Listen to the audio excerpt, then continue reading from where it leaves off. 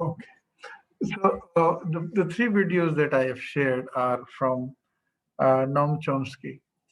Uh, some of you might be knowing Chomsky. He's a very well-known scholar, and I think one of the most important scholars of our time. And his contribution to freedom of thought and expression, and how do uh, governments and other political elite try to stifle free voices is commendable. And he's one of those people who gave us the theoretical background on what happens, basically, what actually happens, how does media work, and how does it affect. And this is one big question, because education and information are two important functions in every society.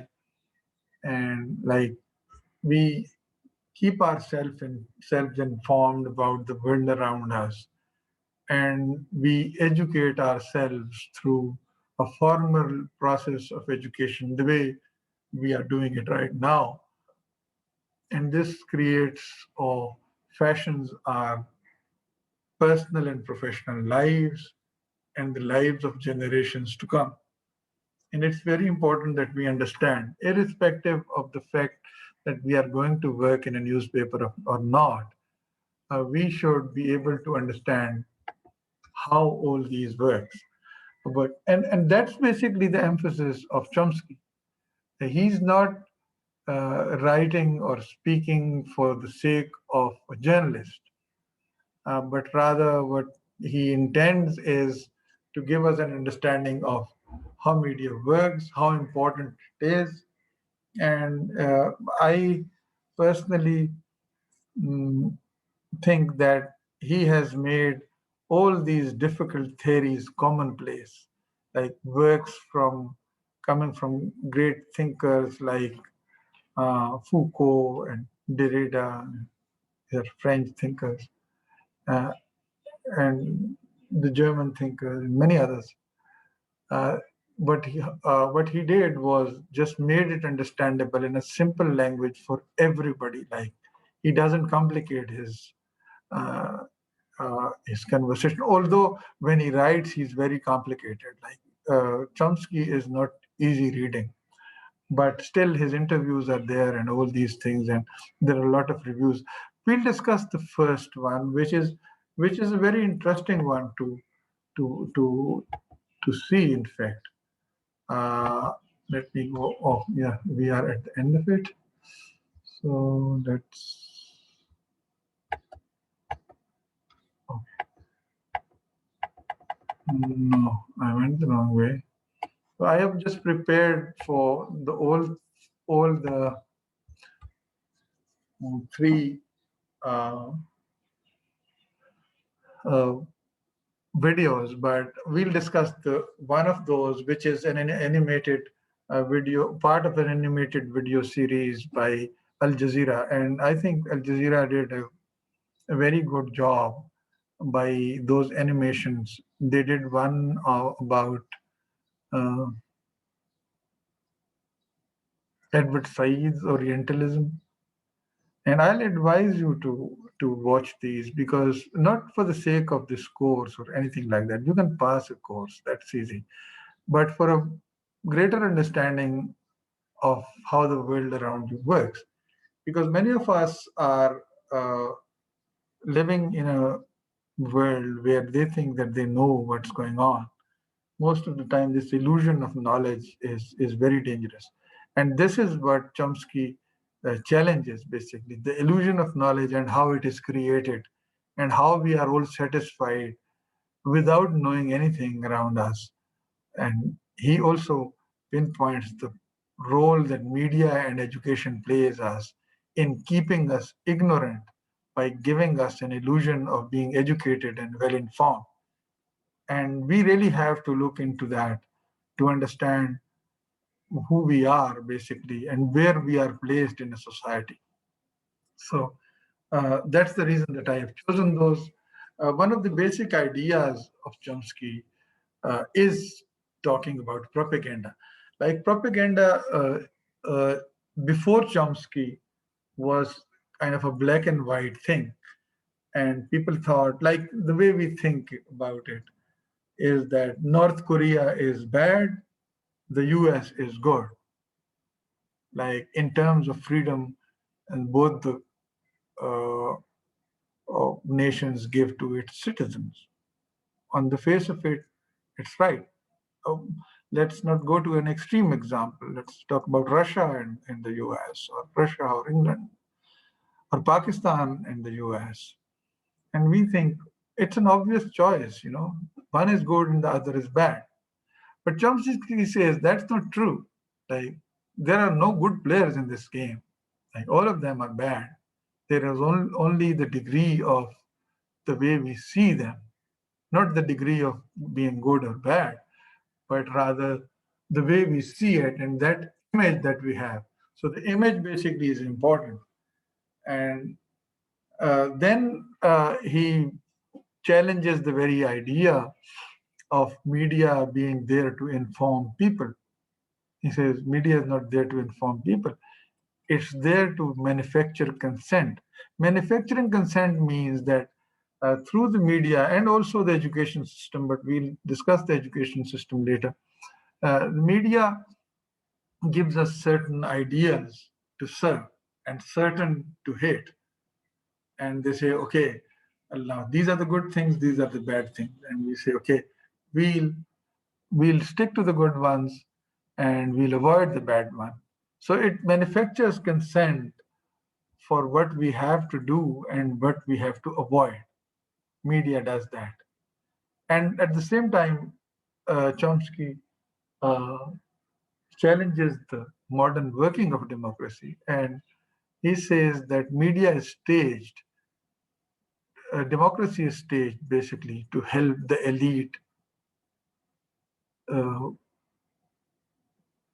make sure that they get what they want from a society. And for that, Chomsky says he discusses the working of the media, and we'll discuss the working of the elite in the next lecture. But right now, the five filters of the media. It's a very interesting way, and he says that it begins with ownership. The first filter is the ownership. So many people will think, how is ownership a filter? Like somebody owns a newspaper, somebody owns a television station. So how does it affect freedom of expression? Because the owners are there to make profit. And you cannot make profit by selling news to poor people. Like, you can't get much out of me. For example, out of a common person, middle class, lower middle class, a poor person, you need to serve the corporate world to get money out of it. If you are after profit, which is true, because I haven't seen any media owner to be poor or losing all that they had uh, by in the business of of communication, or what we call mass communication, information. It's a business, so people invest in it and get money out of it. So it's a corporate business. So ownership is the first step, first filter that serve the interests of the rich and not that of the poor. And he says, how do they serve the interests? We also understand that when we talk about advertising, the role of advertisers is explained in the way that through advertising, media supports itself to give you easy and cheaper, affordable access to information. So that's the idea of the advertisers, like the media owners and their finance department, their ads department, working to get enough money from outsiders uh, to ensure that the mission goes on. and the advertisers pay because the audience is there, and the audience, it's about audience attention, that if audience are interested in certain media outlet, it will attract advertisers, and in that very way, advertiser will invest mm, to get more uh, exposure amongst the audience. Chomsky says that's not true. Advertisers don't pay to get more exposure. They buy the audience. They are not there to simply invest money that you know about them. This is more true today than 20 years back because they can invest in social media. Why do they invest in mainstream media? But they still are because media does something for them. So the illusion of we buying a product is wrong. The reality is that we are the product. So we are being sold to the advertisers. Why? Because these advertisers represent big money. And then there is this other filter, this illusion that governments need and powerful people, elite needs journalists or media. Chomsky says that's not true. The balance of power between the balance of dependence between the media or working journalists and the powerful elite is in favor of the elite. Why? Because they are the source of information. Like they can build a career for you by giving you exclusive information of from within the world of power. Like New York Times is one of, and he mentions New York Times in his video also, and he says New York Times is a big organization. Like it's one of the most influential newspapers in the world. The reason it's very influential is that it is given exclusive information about decisions that the US government makes. And those scoops makes it possible for the journalists working for the New York Times and for the organization to remain at the top of the game. So access to media, to exclusive news and information is the dependence of journalism on the powerful elite, and that's how they manage media. So the moment you decide to confront them and challenge them or the narrative that they are interested in, the moment you decide to challenge it, they'll just take away access from you, and then you will be just there as a common nobody, like no access to exclusivity, no big journalism. So that's the third uh, filter. The fourth filter is flag. Flag is easily understandable nowadays because on social media, if you write something wrong, if you write something that nobody likes, so they'll start abusive language and they'll start to discredit you and they'll go against you and they'll do all to really make an example of you. This happens every day. But in the mainstream media, it happens too. But most of the time, we don't know about it. Like they'll discredit you. Like they'll discredit a media organization. Like in Pakistan, you can see that. It's very easy. Like media organizations pitted against each other are, what are they doing basically? The outcome of this whole war is that nobody remains credible at the end. So the media is discredited by being pitted against each other. And that's how media is managed, basically. Secondly, if there are individual voices of dissent, you can stifle those. For example, although I know Matiullah Jan as an individual and he's a wonderful guy, I'm not very much aware of his journalism and I don't know uh, him that well. I have met him a couple of times. He's a wonderful guy. But Matiullah Jan is simply jobless, you know. He's doing YouTube. That's how you discredit individual voices of dissent. You but just make them jobless. Any organization they start working with, you'll say, okay, you won't get any ads, you won't get any exclusive news unless you get rid of this guy.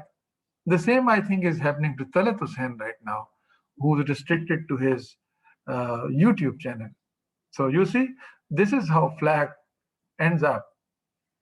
And so the last one, the nonconformist. These are not the nonconformist guys, by the way. These are no Edward Snowdens. Like these are simple journalists. But since since people in power don't like them, they don't get a program on television. Wasim Badami gets it all the time. Mubashir Lukman will somehow be on television. Hamid Mir, despite all controversies, will have a program, but Talat won't have it. Matiullah Jan won't have it. So that's how it's managed, like flag, and then people will be talking against them. People will be just following on social media, saying all sorts of things. The government themselves discrediting them. Like, for example, I think it was Mehdi Hassan from Al Jazeera when he asked the Prime Minister the question whether what's his view on Matiullah Jan when he was kidnapped, and he said, "I don't know. We don't have any idea." If the Prime Minister of a country simply says that, who has to ask? The guy was abducted, by the way, on that very day. And there are no charges, no certain doubts about his integrity. Everything is just fine. But he's just out of the game. So that's what's done. And then the last one, and this is the interesting one. People commonly you won't think that this is one of the filters, but it is. Like seeking a common enemy for a nation and also global. We'll discuss the global phenomenon and how it links to the national, the local one in the next lecture, because I just don't want to mix things up. But here's the thing: right now it's Islam, like it's terrorism. I'm not saying it because I'm a Muslim, but this is the new narrative. Like earlier it was communism, for example. Now it's terrorism. It's always an ism to fight, you know. So the Cold War is over, and the new enemy is basically terrorism. Like sayings like these have a lot of effect when somebody says that not every Muslim is a terrorist, but every terrorist is a Muslim.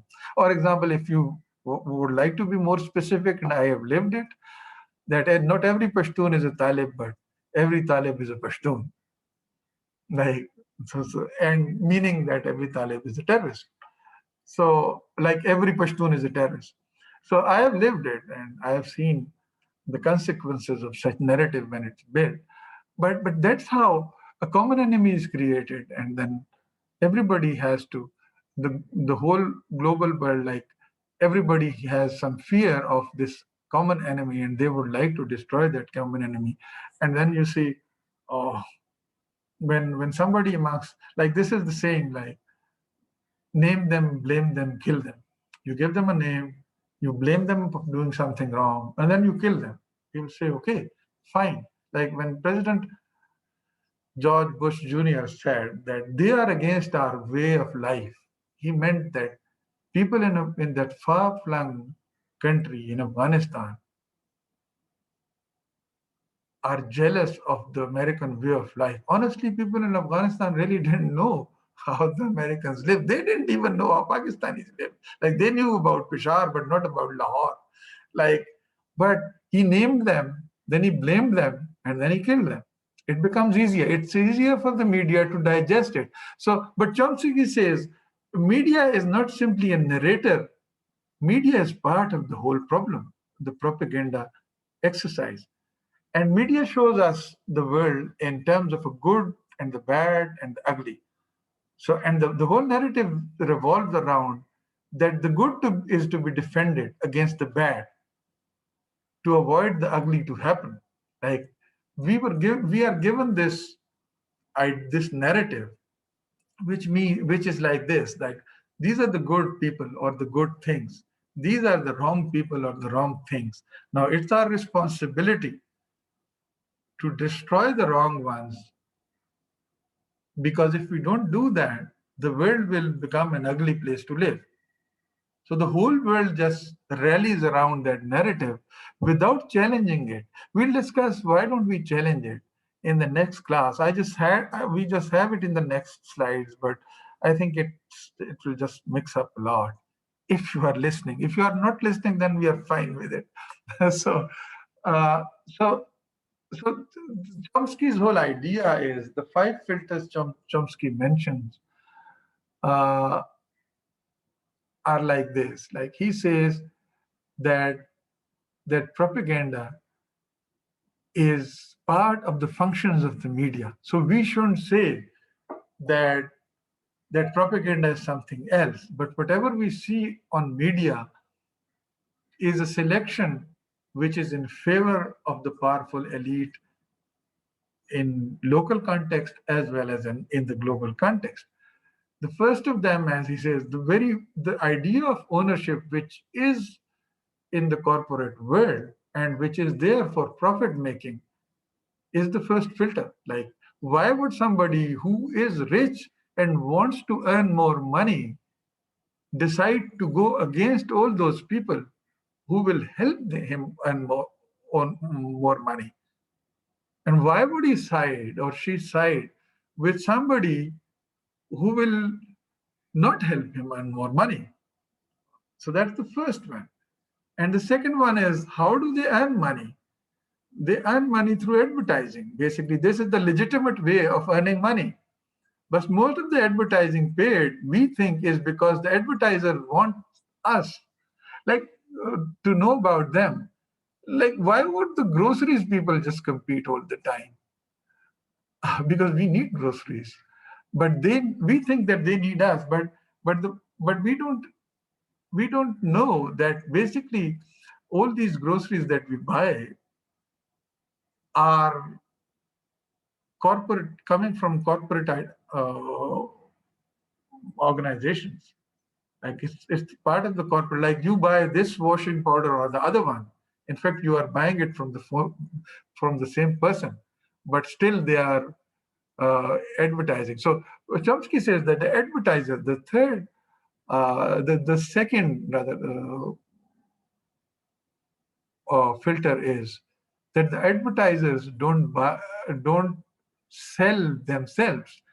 Like they pay for us, like they buy audience, because advertisers make sure that the money they give to media owners is used in establishing a narrative that supports wealthy people and powerful people in a society. So the illusion of advertisers being there only for the sake of information is wrong.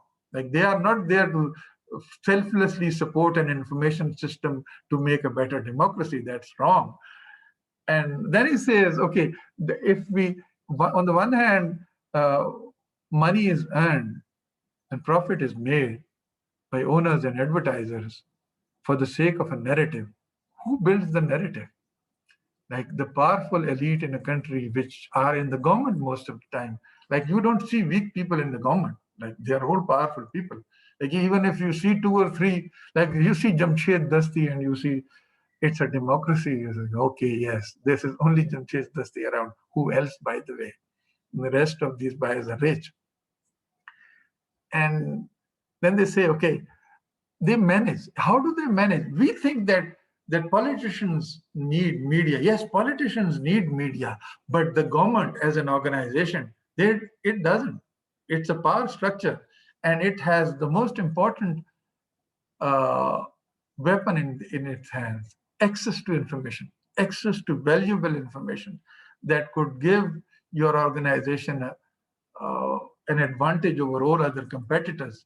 And the moment they deny you that access, you are nowhere.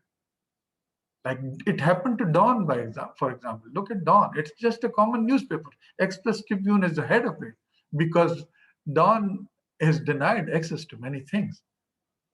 And then it's flagged. You don't understand it. Like you don't get it. All these indicators, you are not getting advertisements. You are not getting access to information. Then there is flag, the fourth filter. They'll come after you. They'll really destroy your reputation.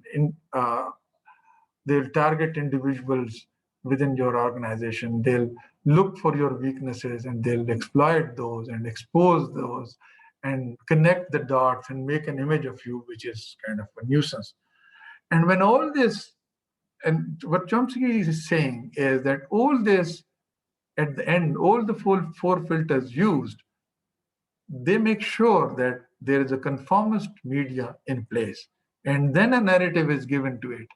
And this is told, here is the common enemy. You have to really go after this common enemy. And when they go after the common enemy, people have something to talk about. So instead of talking about the weaknesses within the government structure, within individual service delivery systems, they just go after the common enemy. So they talk about the common enemy. The government does what it wishes to do. The propaganda model is complete. So that's what I had in mind for today. And I'll pause.